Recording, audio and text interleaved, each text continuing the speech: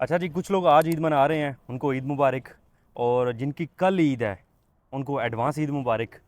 अच्छा, एक बहुत इंपॉर्टेंट पॉइंट है डॉक्टर साहब हम्म। कि मेरा, जैसे कि आप सबको पता है, कि ताल्लुक़ है गैस्ट्रोएंटरोलॉजी के साथ, यानी कि मैदा जिगर के साथ। तो पाकिस्तान में जब काम करते थे, तो जब ईद का मौका आता था, हम्म। तो यकीन जाने कि वार्ड इतना खचाखच भर जाता था कि लंब निकल जाती थी। हाँ। ठीक है, सर खुजाने की फुर्सत नहीं मिलती थी, इतने हम्म। ज़्यादा मरीज़ आते थे। हम्म। और ओवर बर्डन, एक बेड पे दो दो मरीज़ पड़े होते हैं, हाँ। और एक ही बीमारी से आते हैं। डॉक्टर साहब ज़रा बताएं को क्या क्या क्या वजह है ये पाकिस्तान में। देखें, बड़ी ईद पे ज़्यादा लोग होते हैं, गैस्ट्रो के मरीज़ ज़्यादा आते हैं जिनको उल्टियाँ और पोटियाँ लगी होती हैं। छोटी ईद पे होते हैं लेकिन इतने नहीं होते जितने कि बड़ी ईद पे होते हैं। इसका मतलब ये है कि प्रॉब्लम है गोश्त में, गोश्त खाने में। ठीक है, गोश्त तो सारे ही खाते हैं, लेकिन ईद पे ऐसा क्या मसला होता है कि हमें पेट ख़राब हो जाता है बहुत सारे लोगों का। तो मेरी नज़र में, बाकी डॉक्टर ज़ुहैब आपको बताएंगे क्योंकि गैस्ट्रो से रिलेटेड ही वो हैं, लेकिन मेरी नज़र में, क्योंकि अनकुक्ड मीट जो होता है, हम गोश्त को, कच्चे गोश्त को जब हैंडल करते हैं तो कच्चे गोश्त में बहुत सारे जरासीम होते हैं जो पेट ख़राब करते हैं। सैल्मोनेला होता है, कंपाइलोबैक्टर होता है, ई कोलाई होता है। बहुत सारी इस तरह की जरासीम की इकसाम है जो पेट ख़राब करती हैं। और उसी की वजह से आपको, जब आप अनकुक्ड मतलब कच्चा गोश्त आप हैंडल करते हैं, हाथ साफ़ नहीं करते या बर्तन साफ़ नहीं होता, और फिर उन्हीं हाथों से कोई खाना वगैरह खा लेते हैं आप, तो वही जरासीम आपके पेट में चले जाते हैं। कुक्ड मीट का इतना ज़्यादा प्रॉब्लम नहीं होता। हाँ, पेट ख़राब हो सकता है, मतलब मैदा डिस्टर्ब हो सकता है जब आप ओवर ईटिंग करते हैं। लेकिन ये जो उल्टियाँ और पोटियाँ लगती हैं ना, इनमें अनकुक्ड कच्चे गोश्त का मेन रोल है। कच्चे गोश्त को जब आप हाथ लगाते हैं या धोते हैं, और इसीलिए मैं कहता हूँ कि इतना ज़्यादा धोने की भी ज़रूरत नहीं होती।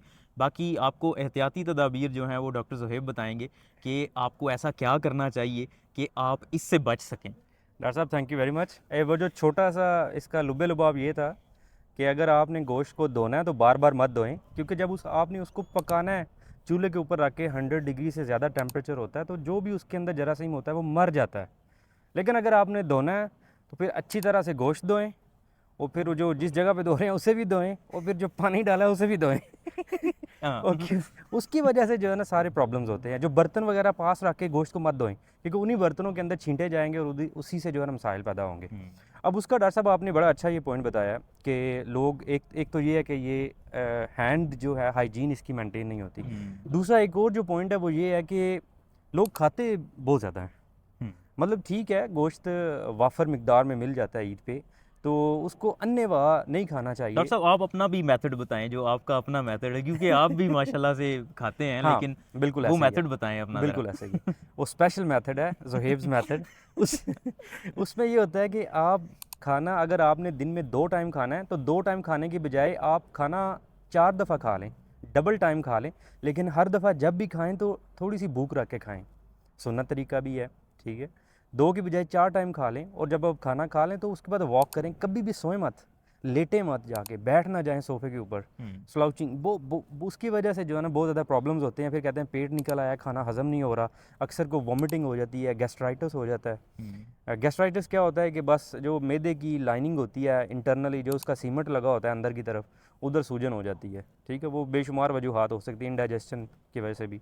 हम्म। तो बहरहाल, पोर्शन ज़्यादा कर लें, दो दफ़ा खाने की बजाय 4 दफ़ा खा लें। हम्म। लेकिन थोड़ा थोड़ा खाएं, भूख रख के खाएं। जब खाना खा लें तो बैठे मत, लेटे मत, वॉक करें, बाहर घूमें फिरें, दोस्तों को मिलें जाके। जब दोस्तों को मिले, दोबारा से घर वापस आएँ, दोबारा फिर खा लें। हाँ।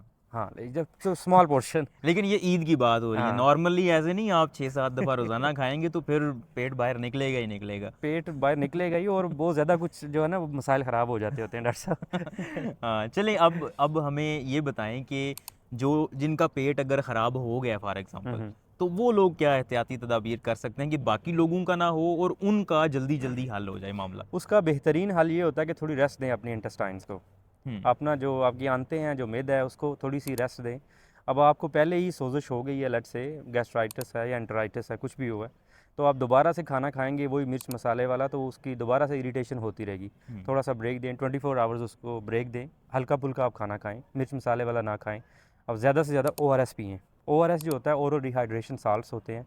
जब आपको डायरिया वगैरह की शिकायत होती है या वोमिटिंग होती है, तो बॉडी से बाइकार्बोनेट्स और पोटासियम जो है, ये शदीद मिकदार में बाहर निकल जाता है, और आपके अंदर जो है इलेक्ट्रोलाइट्स का इम्बैलेंस हो जाता है। किडनीज जो होते हैं, गुर्दे जो होते हैं, डिहाइड्रेशन होने की वजह से उन पे इफ़ेक्ट पड़ता है। तो उसके लिए आप अपने आप को हाइड्रेशन जो है वो मेंटेन रखें। ORS मिला पानी जो है वो सबसे बेहतरीन होता है। अगर आप सादा पानी पिएंगे तो वो इतना ज़्यादा अब्जॉर्ब नहीं होगा जितना ओरल डिहाइड्रेशन ORS साल्ट जो है, मिला पानी है, वो ज़्यादा अब्जॉर्ब होता है जिसम के अंदर। और 24 घंटे तक थोड़ी सी रेस्ट दें, 24 से 48, जब आपकी सेहत ठीक हो जाती है तो उसके बाद दोबारा आप शुरू कर दें, लेकिन आहिस्ता आहिस्ता आहिस्ता।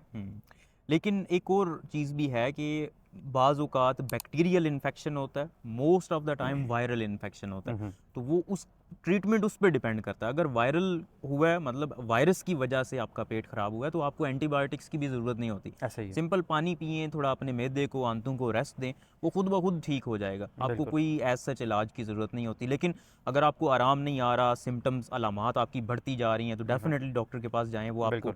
बताएगा कि इफ़ यू नीड एंटीबायोटिक्स और एनी अदर ट्रीटमेंट। ये ड्रिप वगैरह जो होती है वो सिंपल आपका पानी का स्टेटस थोड़ा बहाल करने के लिए होती है, इससे कोई ताकत शाकत कुछ भी नहीं मिलती ऐसा आपको। ही है, बिल्कुल। और हाथ धोने के लिए हाथ धोना बहुत इंपॉर्टेंट है, चाहे आपका पेट ख़राब हुआ है या नहीं हुआ, हाथ धोना बहुत ज़रूरी है। स्पेशली अगर आपका पेट ख़राब हो गया, फिर हर दफ़ा वॉशरूम जाने से पहले भी धोएं हाथ, बाद में भी धोएं, ताकि किसी और बंदे को ना लग जाए और आपकी बहुत फैमिली में। ज़रूरी है कि आप साबुन के साथ धोएं। हैंड वॉश है तो वेल एंड गुड, लेकिन साबुन के साथ जो है वो आप हाथ धोना है। सिर्फ हाथ धोने से कुछ नहीं होगा। अच्छा डॉक्टर साहब, ये बताएं कि ईद पे तो लोग बहुत ज़्यादा गोश्त खाते हैं, ठीक है, अवेलेबल होता है, ठीक है। और इसके अलावा क्या डेली रिकमेंडेशन क्या है, कितना खाना चाहिए, या हफ्ते में कितना गोश्त जो रेड मीट है वो कितना की खाना चाहिए? पहली बात, जो अगर तो आपका कोलेस्ट्रॉल ज़्यादा है, आपने चेक करवाया कोलेस्ट्रॉल लेवल्स बहुत हाई हैं, तो आपको चाहिए कि आप कोशिश करेंगे रेड मीट जो है ये ना खाएं, क्योंकि इसके अंदर कोलेस्ट्रॉल कंटेंट ज़्यादा होता है। लेकिन फिर भी ऑब्वियसली इंसान है, दिल तो करता है। तो 90 ग्राम्स तक होता है कि आप 90 ग्राम जो है वो आप एक दिन के अंदर खा सकते हैं। एक बोटी एक बोटी बस। तो वो रिकमेंडेशन तो यही है। अब मैं मतलब वो तो नहीं आपको बता सकता कि जी ज़्यादा। हाँ। और एक हफ्ते के अंदर 3 पोर्शंस, यानी कि 3 पोर्शन तकरीबन आपके बन जाते हैं 300 टू 500 ग्राम्स, यानी कि आधा किलो गोश्त जो है वो एक हफ्ते के अंदर रिकमेंडेड। इससे ज़्यादा रेड मीट जो है वो आपने नहीं खाना। मतलब जब आप कुक कर लें उसको, पका हुआ आधा किलो गोश्त। बिल्कुल, बिल्कुल ऐसा ही है। चलें, बहरहाल काफ़ी डरा दिया आवाम को। मेरे हाल में कोई बात नहीं है, आप ईद एंजॉय करें, अपना भी ख्याल रखें, अपने अहलो अयाल का भी ख्याल रखें।